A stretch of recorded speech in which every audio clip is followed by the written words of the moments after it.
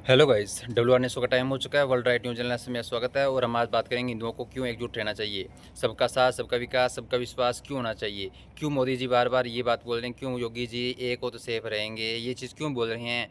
हम आज आपको एक छोटी सी एक सॉन्ग सुनाएंगे। सॉन्ग के अंदर हम आपको लगभग सारी डिटेल समझ आ जाएगी, हमें ज़्यादा बोलने की अब जरूरत नहीं पड़ेगी। मैं बार बार हर वीडियो के अंदर क्यों कर रहा हूँ कि हमें हिंदुओं को एकजुट रहना चाहिए, हिंदुओं को एकजुट रहना चाहिए, क्योंकि भारत के जितने भी अटैक हुए हैं लगभग विदेशों से, जैसे पाकिस्तान में आतंकवादियों के जो अटैक हुए हैं, मतलब हिंदुओं को प्री टारगेट लिया गया हमेशा ही। और मैं आज फिर एक वीडियो के अंदर बात करना चाह रहा हूँ, ना हिंदू खतरे में है, ना मुसलमान खतरे में है, ना सिख खतरे में, ईसाई कोई भी धर्म खतरे में नहीं। खतरे में है तो इस समय भारत खतरे में है। और भारत को इस खतरे से ये सॉरी इसे हम बचा सकते हैं तो वो एक चीज़ से बचा सकते हैं, और वो है हमारी एक एकता। और जैसे एनडीए सरकार यानी बीजेपी, यानी एनडीए सरकार को लगभग हम 450+ सीटें दे तब। और ये बात आपको लगेगा कि मोदी की दल्ला है इसलिए बोल रहा है। भाई मैं एक सॉन्ग सुनाऊंगा, इस सॉन्ग के अंदर आपका सारी कन्फ्यूजन दूर हो जाएगी। मुझे कुछ बोलने की आपको ज़रूरत ही नहीं पड़ेगी। मैं इसलिए इस वीडियो के अंदर बता रहा हूँ क्योंकि भारत के ऊपर जब भी कोई अटैक होता है तो वो कभी आतंकवादी ये नहीं देखते कि मुसलमान है, सिख है या हिंदू है, सबको टारगेट करते हैं भाई। सबको टारगेट करते हैं। ये बात अब मैं आपको कह रहा हूँ, बार बार कह रहा हूँ, हर वीडियो के अंदर कह रहा हूँ। एकजुट हो जाओ, एकजुट हो जाओ, एकजुट हो जाओ। पर तुम लोग फिर भी इनके विपक्ष के पीछे पड़े रहते हो भाई। विपक्ष ने क्या क्या नहीं किया। जो लोग कह रहे हैं मोदी के टाइम में अटैक हो रहे हैं, भाई मैं कह रहा हूँ अटैक हो रहे हैं, मैं ये नहीं कह रहा अटैक नहीं हो रहे, पर बहुत कम हो गए अटैक होने भाई। कांग्रेस के टाइम के तो भाई यूपीए सरकार के हर 2-3 महीने बाद अटैक होते थे। तब कहाँ थे आप लोग, बताओ ना मुझे। ये मैं देश की उस 40 करोड़ जनता को नहीं कह रहा हूँ, ये उन लोगों के लिए कह रहा हूँ जो देश के अंदर रहकर देश को गालियाँ देते हैं। हमारे देश के अंदर कुछ कुत्ते हैं जो देश की खाते हैं हाजिरी, और पाकिस्तान अपने बाप की हाजिरी भरते हैं। ये लोग चाइना की, तुर्की की, बांग्लादेश की, इनकी भरते हैं। हाँ बस वो सही है, हमारे देश में जो हो रहा है वो गलत है। और जो लोग ये कह रहे हैं ना कि हिंदुओं को तो कोई खतरा है ही नहीं, भाई हिंदू बहुत बड़े खतरे में हैं। दिल्ली ब्लास्ट हुआ है, इससे अगर नहीं सीखे तो नहीं सीखे। अब तुम लोग बोलोगे कि मैं इसमें एक और वीडियो डालने की कोशिश करूँगा, ठीक है ना। 2 वीडियो डालने की कोशिश करूँगा। एक तो मैं सॉन्ग डालूंगा, दूसरा एक वीडियो और डालूंगा कि हमारी सुरक्षा जो एजेंसी हैं इन्होंने कितने बड़े खतरे को बचा लिया है भाई। हमारे ऊपर बहुत बड़ा खतरे को बचा लिया है। और ये खतरा हमारे ऊपर थोड़ा नहीं था, कम से कम 500 या 1000 लोग मारने का टारगेट था इनका। 26 जनवरी, दीपावली और 6 दिसंबर को भी इनका टारगेट था। और 26 जनवरी को प्रधानमंत्री तक को मारने को इनका टारगेट था दिल्ली के अंदर, मेरे को लग रहा है। और दिल्ली के अंदर 2020 के अंदर जो हिंसा हुई थी वो भी इन आतंकवादी साजिश थी। ये सरकार, सेंट्रल सरकार को हटाने की कोशिश थी। और ये बात मैं फिर बोल रहा हूँ आज दूसरे वीडियो के अंदर कि सेंट्रल सरकार को हटाने की बार बार कोशिश हो रही है। और दिल्ली ब्लास्ट के अंदर जो अटैक करवाए थे इन लोगों ने, वो अटैक ये सोचो बीजेपी मुख्यालय टारगेट पर था, आरएसएस टारगेट पर था, हिंदू टारगेट पर थे। और बीजेपी तो कभी ऐसा काम करते ही नहीं है भाई। ये कांग्रेस वाले नहीं है जो बार बार मुसलमान मुसलमान मुसलमान मुसलमानों का नाम लेती रहती है। ये सारा दिन मुसलमानों को गुणगान करती रहती है, पर मुसलमानों के नाम पर इन्होंने किया क्या है भाई मुसलमानों के लिए। कौन सा मुसलमानों को इन्होंने एजुकेटेड की तरफ ध्यान दिया है, बताइए ना मुझे। कांग्रेस ने ऐसा कौन सा काम किया जो मुसलमानों के फ़ायदा हुआ उसका।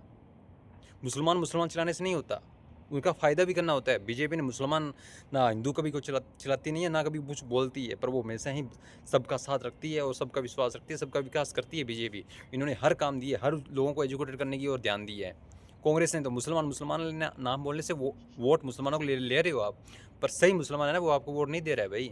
सही मुसलमान ये देख रहा है कि हम आगे बढ़ें। वक्त बोर्ड को लेकर आपने बनाया तो किस गरीब मुसलमान को फ़ायदा मिला भाई। जो गरीब है मुसलमान वो तो बेचारे वैसे ही पड़े हैं ना।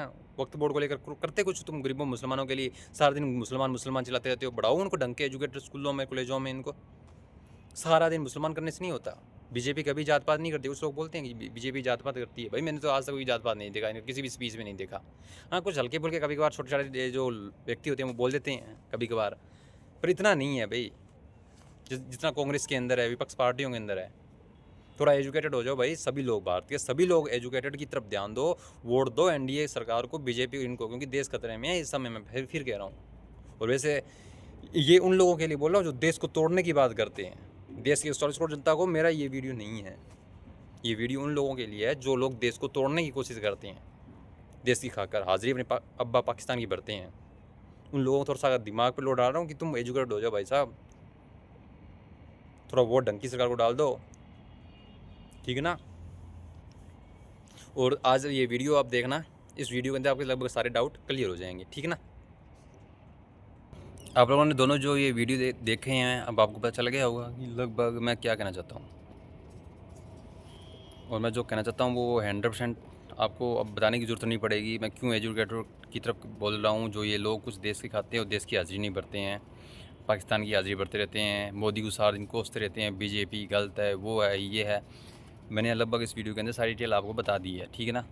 भाई जाग जाओ सभी धर्म मिलकर, सभी धर्म हिंदुस्तान में, भारत में जाग जाओ और मिलकर एनडीए सरकार को अच्छी प्रचंड बहुमत दो, क्योंकि एनडीए सरकार भी खतरे में है और हम भी खतरे में हैं, ठीक है ना।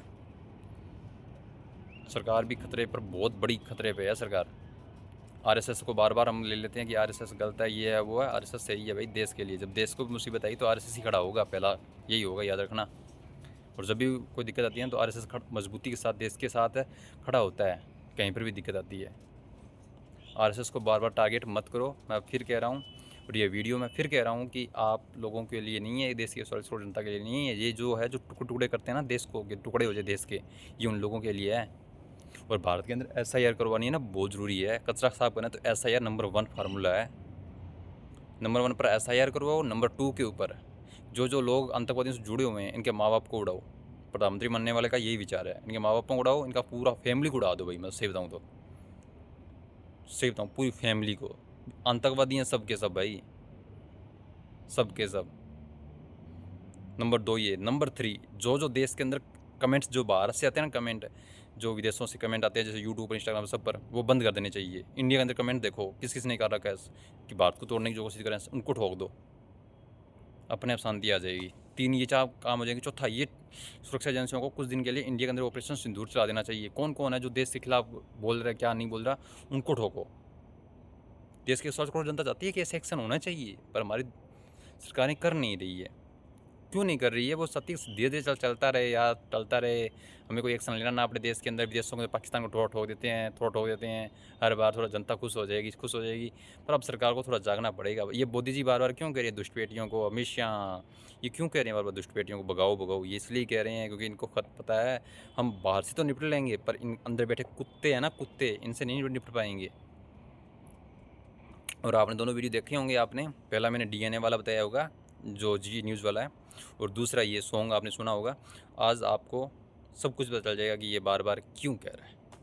तो मुझे जाने की इजाज़त दीजिए, और जाने की इजाज़त दीजिए, और हम अगले वीडियो के अंदर आपको और चीज़ें बताएंगे, ठीक है ना। Thank you guys.